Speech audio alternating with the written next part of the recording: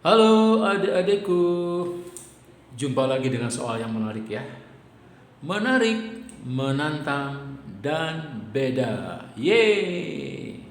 Oke, kali ini kakak akan coba bahas soal yang berkaitan dengan medan magnet.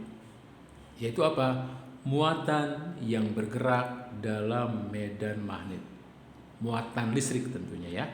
Oke, yuk kakak bacakan soalnya. Ada sebuah proton memasuki medan magnet homogen 0,1 Tesla. Arah gerak proton itu tegak lurus medan magnet ya. Dengan ketentuan massa protonnya 1,6 kali 10 pangkat min 27, muatan protonnya 1,6 kali 10 pangkat min 19 kolom. Pertanyaannya seperti terlihat di gambar, berapa lama proton di dalam medan magnet? Oke ya. Jadi berapa lama proton di dalam medan magnet? Oke. Kakak misalkan, oke, yang perlu kita perhatikan adalah lihat ya, antara arah masuk dan arah keluar itu tegak lurus ya. Oke, sekarang kakak mau bahas teorinya gini.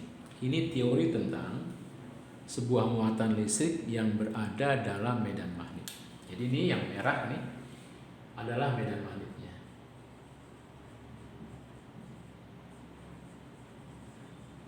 Oke, teorinya gini deh, ya. Teori gini, kakak gambar ya. Ini medan magnet dulu. Arahnya masuk bidang gambar.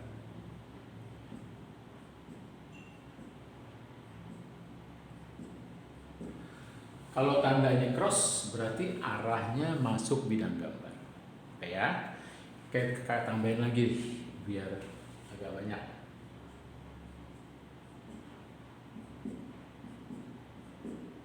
Ya. Kemudian di dalam medan magnet ini ada sebuah proton. Kakak gambar gini. Proton adalah partikel bermuatan positif. Ya, kakak gerakan ke sana dengan kecepatan v. Dia bermuatan juga bermassa. Ya, proton bermuatan juga bermassa. Oke, kakak gerakan ke arah kiri yang tegak lurus medan magnetnya. Apa akibatnya? Akibatnya adalah proton itu akan mendapat gaya Lorentz ya, yang arahnya ke sini. Gaya Lorentz. Kenapa begitu? Ada aturannya deh. Aturannya apa? Aturan tangan kanan. Ya, kakak gambar gini misalkan ya. Ini kelingking, ini jari manis, ini jari telunjuk, jari tengah, ini jari telunjuk. Nah ini ibu jari. Posisinya seperti kamu minta uang sama papa. Pak, bagi duit dong. Nah, oke. Yuk sekarang kita perjelas arah-arahnya. Ini 4 jari ini menyatakan arah medan magnet B namanya, disimbolkan dengan B medan magnetnya. Terus ini ibu jari menyatakan arah kecepatan. Ya.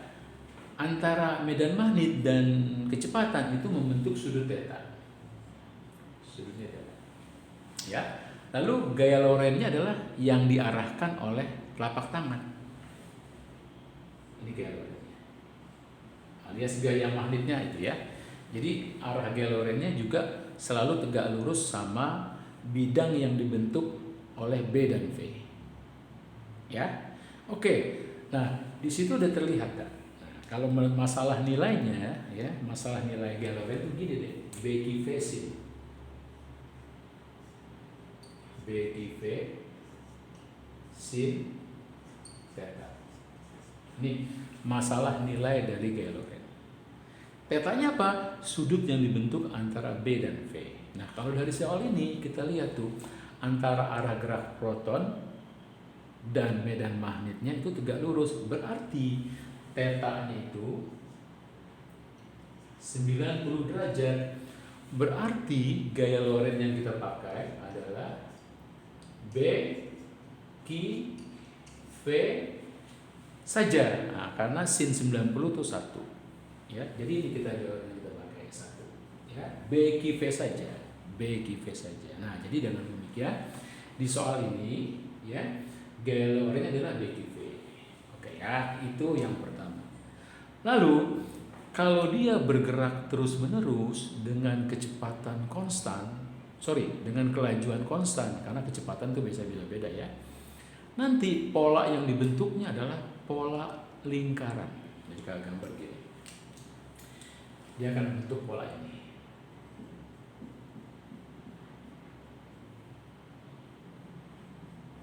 Ya, lintasan yang dibentuknya adalah lintasan lingkaran.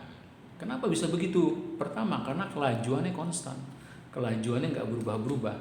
Karena kalau kelajuannya berubah, bisa jadi bukan lintasannya melingkar. Bisa jadi, kakak nggak bisa tahu ya. Jadi itu, kelajuannya harus konstan supaya dia bergerak melingkar. Terus antara medan magnet dan arah kecepatannya harus tegak lurus. Nah itu ya.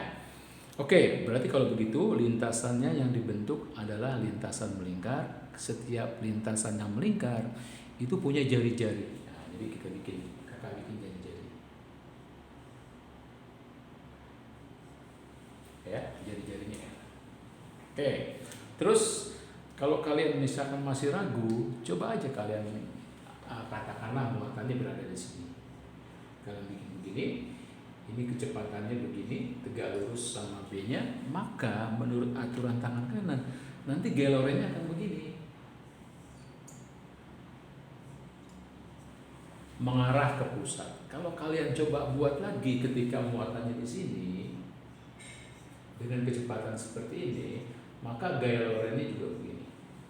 Akan mengarah ke pusat. Dengan demikian, berarti kalau begitu, kita bisa bilang, gaya Lorentz-nya, gaya sentripetalnya adalah berupa gaya Lorentz. Jadi kalau begitu, gaya sentripetalnya, gaya yang selalu ada pada digerak melingkar, yang arahnya ke pusat lingkaran, itu berupa gaya Lorentz. Nah, gitu ya. Oke, berupa gaya Lorentz. Nah, lalu kita jabarkan apa tuh gaya sentripetal? Massa protonnya yang berputar kali kelajuannya dikuadratin dibagi jari-jarinya, itulah gaya sentripetal ya. Lalu gaya Lorentz berapa? BQV. Nah, ini muatan dari proton. Nah, V bisa kita coret satu deh ya. Jadi sehingga yang tersisa gini M V per R BQ. Nah, gitu ya. Yes. Kalau V kita bagi R, itu namanya kecepatan sudut. Jadi kalau begitu, kita bisa teruskan. Karena gini deh, kalau V adalah omega kali R. Kecepatan sudut kali jari-jari. Jadi kalau V dibagi R itu sama dengan kecepatan sudut. Oke, kakak terus ulang. Jadi sama dengan omega M BQ. Medan magnet muatan. Oke ya. Jadi kalau ditanya berapa kecepatan sudut BQ per M. Berapa kalau ditanya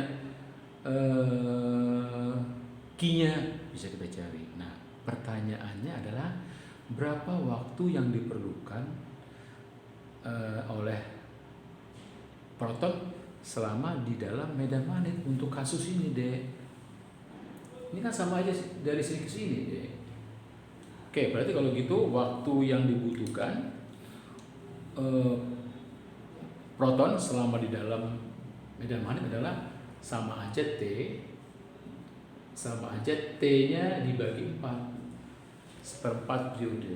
Jadi kalau ditanya misalkan berapa lama proton di dalam medan magnet, T ya, dimana T-nya adalah periode dibagi 4. Nah, ini pertanyaannya ya. Oke, berarti tugas berikutnya adalah kita mencari periode. Periode kita bisa dapatkan dari sini, Dek. Nih. Dari sini kita dapatkan periode ya. Oke, yuk kita lihat apakah terlihat kamera. Oke, masih terlihat ya. M kecepatan sudut 2V, sudut yang ditempuh dibagi periode. Nah, sama dengan BQ. Nah, dengan demikian Kemudian kita dapatkan nanti dari situ T-nya ya. Oke, kita geser.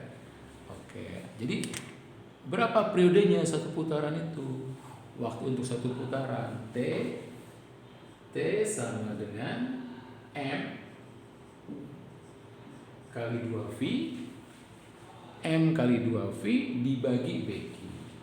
Oke ya, dibagi BQ. Dengan demikian, kalau T-nya kita masukin ini, kita dapatkan waktu lamanya proton di dalam medan magnet. T per 4 ya. T bagi 4, lalu kita masukkan T-nya ini, M 2V per BQ. Nah, jangan lupa dimasukin 4. Nah, inilah waktu yang diperlukannya. Oke, kita bisa sederhanakan, bisa kita coret. Habis. Oke, 3M kali V per 2BQ. Oke. Ya, tinggal kita masukkan angka-angkanya. Apa angka-angkanya? Massa proton ya. Oke, kita masukin ya angka-angkanya ya. Massa proton berapa? 1,6 kali 10 pangkat min 27 kali V per 2. Tinggal kita masukin B. B-nya itu apa? 0,1 Tesla. Ya, 0,1 Tesla atau 10 min 1. Oke. Terus V kita masukin 1,6 kali 10 pangkat min 19. Oke ya.